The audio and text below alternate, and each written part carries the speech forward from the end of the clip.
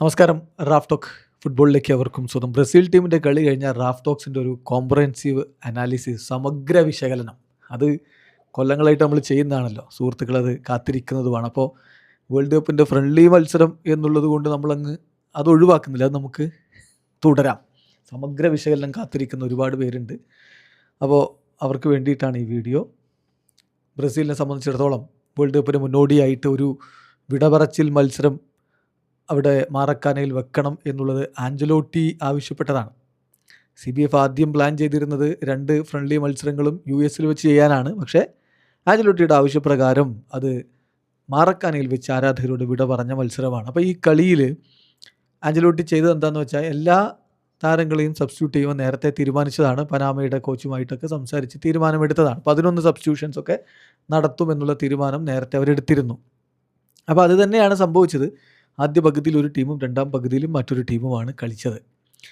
അപ്പോൾ ഇതിൽ ആദ്യ 11-ൽ ആലിസണ്, അലക്സാൻഡ്രോ, അതുപോലെ ലിയോ പെരീര, ബ്രമർ, വെസ്ലി. മധ്യനിരയിൽ 2 പേര് കാസമിറോ, ബ്രൂണോ ഗുയിമേറസ്. 4 പേരുടെ മുന്നേറ്റം. ഇത് കുറച്ചായിട്ട് ആഞ്ചലോട്ടി ഫോളോ ചെയ്യുന്നൊരു പരിപാടിയാണ്.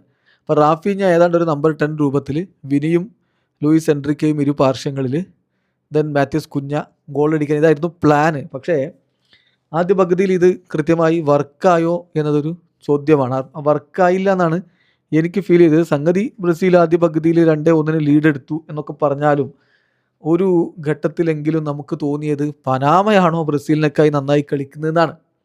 ആദ്യ പകുതി എക്സാക്ട്ലി അത് തന്നെയായിരുന്നു. ആദ്യ പകുതി അവസാനിക്കുമ്പോൾ ബ്രസീൽ 2-1 മുന്നിൽ എന്ന് പറഞ്ഞാൽ വിനി ജൂനിയറുടെ ഒരു സ്റ്റണ്ണിങ് ഗോളിൽ ആദ്യ മിനിറ്റിൽ തന്നെ ലീഡ്.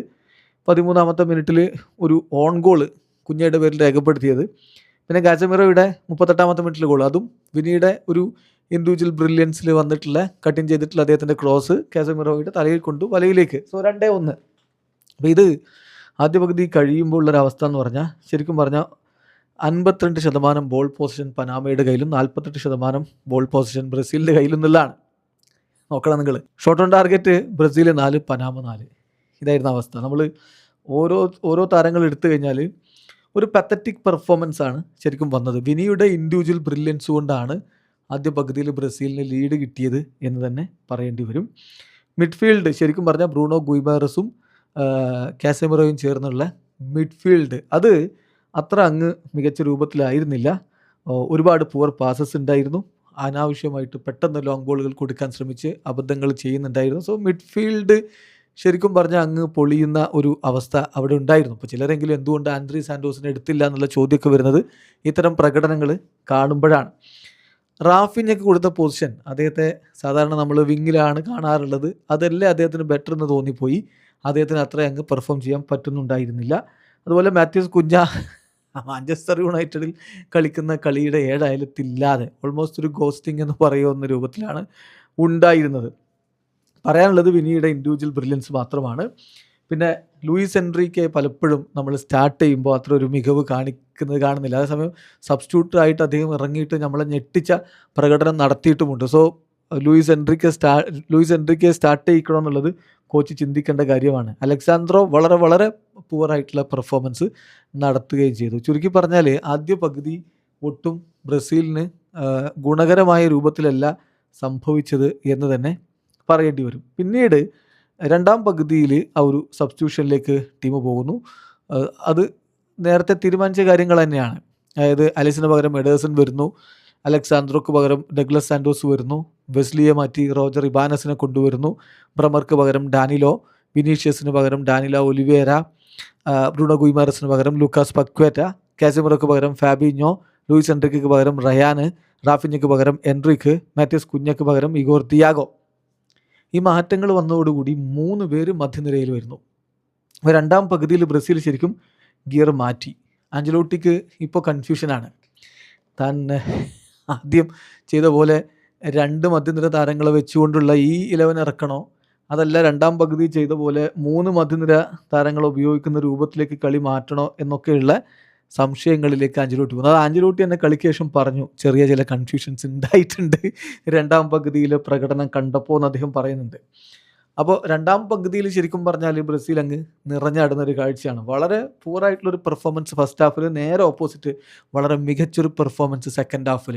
ഈ സബ്സ്റ്റിറ്റ്യൂട്ടുകളാക്കി ഇരുത്തും എന്ന് കരുതിയ താരങ്ങളിൽ നിന്നാണ് മികച്ച പ്രകടനം വന്നത്. ശരിക്കും പറഞ്ഞാൽ ഇനിയിപ്പോൾ എന്ത് ചെയ്യണം, എക്സ്ട്രാ മിഡ്ഫീൽഡർ കൂടെ വെച്ച് 3 മിഡ്ഫീൽഡേഴ്സിനെ വെച്ച് കളിക്കണം. ഇഗോർ തിയാഗോ ശരിക്കും പറഞ്ഞാൽ ഒരു സ്റ്റാർട്ടിംഗ് സ്പോട്ട് ഡിസർവ് ചെയ്യുന്നില്ലേ, ഇങ്ങനെയൊക്കെയുള്ള ചോദ്യങ്ങളുണ്ട്. അപ്പോൾ ഈജിപ്തിനെതിരെയുള്ള കളിയിൽ ആഞ്ചലോട്ടി ഒരുപാട് മാറ്റങ്ങളിലേക്ക് പോകാനുള്ള ഒരു സാധ്യത കൂടി നമ്മൾ ഈ കളി കഴിയുമ്പോൾ എന്തായാലും കാണുന്നുണ്ട് എന്നതാണ് യാഥാർത്ഥ്യം. രണ്ടാം പകുതിയിൽ പിന്നീട് അങ്ങോട്ട് ബ്രസീൽ ആധിപത്യം പുലർത്തുകയായിരുന്നു. റയാൻ്റെ 52-ാമത്തെ മിനിറ്റിലെ ഗോള്, ലൂക്കാസ് പക്വേറ്റയുടെ 59-ാമത്തെ മിനിറ്റിലെ ഗോള്, പിന്നെ കിട്ടിയ പെനാൽറ്റി ഇഗോർ തിയാഗോ ഗോളാക്കുന്നു. ഡാനിലോയുടെ കിടിലൻ ഗോളാണത്. അദ്ദേഹത്തിന് കൊടുത്ത ബോൾ അദ്ദേഹത്തെ ഇങ്ങനെ ചെസ്റ്റിൽ ആ ഒരു തൈസിലൂടെ ഇറക്കിയതിന് ശേഷം പെനാൽറ്റി ബോക്സിൽ നിന്ന് അടിച്ചത്, അത് കിടിലൻ ഗോളായിരുന്നു. അങ്ങനെ നോക്കുമ്പോൾ നന്നായി പെർഫോം ചെയ്തു രണ്ടാമത്. പിന്നെ ഒരു ഗോൾ വഴങ്ങി, ശരി, ഗോൾ വഴങ്ങി എന്ന് പറയുമ്പോൾ അത് സ്റ്റണ്ണിങ് ഗോളാണ് ഹാർവിയുടെ ഗോള്, അത് സമ്മതിക്കണം. ബ്രസീലിൻ്റെ ഡിഫൻസിൽ ചെറിയ സംശയങ്ങൾ ചിലർ ഈ 2 ഗോള് ബ്രസീൽ വഴങ്ങിയല്ലോ എന്ന് പറഞ്ഞൊക്കെ പറയുന്നുണ്ട്. പക്ഷേ അതിൽ കാര്യമൊന്നുമില്ല. ലോകത്തെ ഏറ്റവും മികച്ച 2 സെൻറ്റർ ബാക്കുമാരാണ് ബ്രസീൽ ടീമിനോടൊപ്പം ജോയിൻ ചെയ്യാനിരിക്കുന്നത്. യുവേഫ ചാമ്പ്യൻസ് ലീഗിൻ്റെ ഫൈനൽ കളിച്ച് അവർ നേരെ അങ്ങ് US വരും. യെസ്, മാർക്കിഞ്ഞോസും ഗബ്രിയൽ മെഗല്ലസും. അപ്പോൾ അവർ വരുമ്പോൾ ബ്രസീലിൻ്റെ ഡിഫൻസ് ശക്തമാകും എന്ന് തന്നെ കരുതണം. ഇനി നമുക്ക് ഓരോ താരങ്ങളുടെയും ഒരു റേറ്റിംഗ് ഒന്ന് പരിശോധിക്കുകയാണെങ്കിൽ, ആലിസൺ ബക്കർക്ക് ഇന്ന് കൂവലേറ്റ് കിട്ടും. പക്ഷേ അദ്ദേഹം പറഞ്ഞ ഇതൊക്കെ ഗോൾ കീപ്പർമാർക്ക് സാധാരണയാണ്, സ്വാഭാവികമാണ്, ഞാൻ അതിനെ അങ്ങനെ കാണുന്നുള്ളൂ എന്ന് ആലിസൺ പറയുന്നു. ആലിസൻ്റെ റേറ്റിംഗ് 7.3 ആണ്. ഡിഫൻസിൽ ശരിക്കും പറഞ്ഞാൽ അലക്സാന്ദ്രോ അത്ര വലിയൊരു ഇമ്പാക്റ്റ് ഒന്നും ഉണ്ടാക്കിയിട്ടില്ല. അദ്ദേഹത്തിൻ്റെ റേറ്റിംഗ് 6.2 ആണ്. Leo പെരീര 6.2, Bremer 6.4, Wesley 6.4. മധ്യനിരയിൽ കാസമിറോയുടെ വക ഒരു ഗോളുണ്ട്, ഒരു അസിസ്റ്റ് ഉണ്ട്. അപ്പോൾ അദ്ദേഹത്തിൻ്റെ റേറ്റിംഗ് എന്ന് പറഞ്ഞാൽ 8.2 ആണ്. ബ്രൂണോ ഗുയിമാറസിൻ്റെത് 6.7 ആണ്. അത്ര മികച്ച പെർഫോമൻസ് ആയിരുന്നില്ല, പുവർ പെർഫോമൻസ് ആണ് ബ്രൂണോ ഗുയിമാറസിൽ നിന്ന് വന്നതെന്ന് പറയേണ്ടി വരും. മുന്നേറ്റത്തിൽ വിനി നന്നായിട്ട് അദ്ദേഹത്തിൻ്റെ റോള് ഭംഗിയാക്കി കളിച്ചിട്ടുണ്ട്. ഇതുപോലെ വേൾഡ് കപ്പിൽ അദ്ദേഹത്തിന് കളിക്കാൻ കഴിയട്ടെ എന്ന് ആഗ്രഹിക്കുകയാണ്, ആശിക്കുകയാണ് ബ്രസീലിൻ്റെ ആരാധകർ. റേറ്റിംഗ് 8.2 ആണ്. അതേസമയം റാഫീഞ്ഞ എന്തിനാണ് അദ്ദേഹത്തെ ആ ഒരു പൊസിഷനിൽ അങ്ങനെ കളിപ്പിക്കുന്നത് എന്നുള്ളൊരു സംശയം എന്തായാലും ഉണ്ട്. അത് മാറ്റുമോ കോച്ച്, അടുത്ത കളിയിലൊക്കെ നോക്കാം. നെയ്മർ വരുമ്പോൾ ഒരു പക്ഷേ അവിടെ കളിപ്പിക്കുമെന്ന് കോച്ച് പറയുന്നുണ്ട്. സോ കുറച്ചുകൂടി സെൻട്രലി ആയിട്ടായിരിക്കും നെയ്മർ ഫീൽഡ് ചെയ്യുക. 6.9 ആണ് റാഫീഞ്ഞയുടെ റേറ്റിംഗ്. അതേസമയം ലൂയിസ് എൻറിക്കയുടെ റേറ്റിംഗ് 6.5. ഗോളടിക്കാൻ ഇറക്കിയ മാത്യൂസ് കുഞ്ഞക്ക് മികവ് കാണിക്കാൻ പറ്റിയില്ല, 5.8 ആണ് അദ്ദേഹത്തിൻ്റെ ഒരു റേറ്റിംഗ്. ബ്രസീലിലെ സബ്സ്റ്റിറ്റ്യൂട്ട് താരങ്ങളുടെ റേറ്റിംഗിലേക്ക് പോയാൽ ഇപ്പോൾ എഡേഴ്സണും വഴങ്ങിയ ഒരു ഗോള്, അതൊരു സ്റ്റണ്ണിങ് ഷോട്ടായിരുന്നു, കിടിലൻ ഗോളായിരുന്നു, 7 ആണ് അദ്ദേഹത്തിൻ്റെ റേറ്റിംഗ്. ഡഗ്ലസ് സാൻഡോസ് മികച്ച രൂപത്തിലുള്ള പെർഫോമൻസ് നടത്തിയിട്ട് ഒരു അസിസ്റ്റ് അദ്ദേഹത്തിൻ്റെ പേരിലുണ്ട്, 7 ആണ് അദ്ദേഹത്തിൻ്റെ റേറ്റിംഗ്. റോജർ ഇബാനസ് മോശമില്ലാതെ കളിച്ചു എന്ന് പറയണം, റേറ്റിംഗ് 6.7. ഡാനിലോ ബ്രമർക്ക് പകരം വന്ന് സെൻട്രൽ ബാക്കിൻ്റെ റോളിലേക്ക് വന്ന ഡാനിലോ 6.6 ആണ് rating. Then Danilo Oliveira Vinicius ജൂനിയർക്ക് പകരം വന്ന അദ്ദേഹത്തിൻ്റെ റേറ്റിംഗ് 7.9 ആണ്. അദ്ദേഹത്തിൻ്റെ വക ഒരു കിടിലൻ ഗോൾ നമ്മൾ കണ്ടു. ലൂക്കാസ് പക്കേറ്റ ഗോളും അസിസ്റ്റുമായിട്ട് നന്നായിട്ട് തന്നെ കളിച്ചിട്ടുണ്ട്, റേറ്റിംഗ് 8.9 ആണ്. ഫാബിഞ്ഞോയുടെ റേറ്റിംഗ് 6.8. റയാൻ ഇറങ്ങി, ആരാധകർ റയാൻ്റെ ഒരു ഗോൾ ഇന്ന് രാത്രി സംഭവിക്കുമോ എന്നൊക്കെ ചാൻഡൊക്കെ പാടുന്ന സമയത്താണ് ആ ഗോൾ വന്നതെന്നുള്ളതാണ്.